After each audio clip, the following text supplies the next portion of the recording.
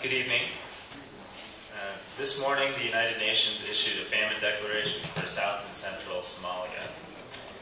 I also had a chance this morning to visit with Somali refugees in the Daadab camp and to visit other drought-affected communities inside of Kenya at Wajir. What I saw was striking. At Daadab, I saw young children after a young child, weary from a long journey, lined up, waiting for access to food, medicine, basic services that can make the difference in saving their lives.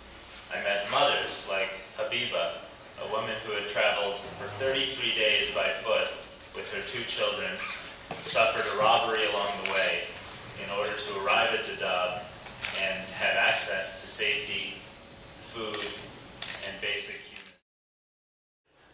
We know that there are 11.5 million people who are at real risk of hunger, starvation, and other ills related to this drought. And we now know that there are parts of Somalia that have met the official determination of being a famine.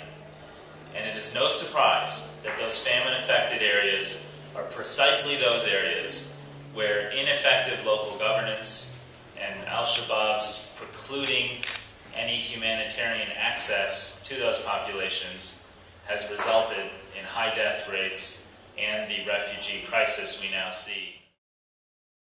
It is in this context that the United States government is focused on a well-coordinated and aggressive response in order to address short-term needs and save lives, but also to address the long-term opportunities to avoid these types of famine and failure when we see them happen time and time again in this part of the world.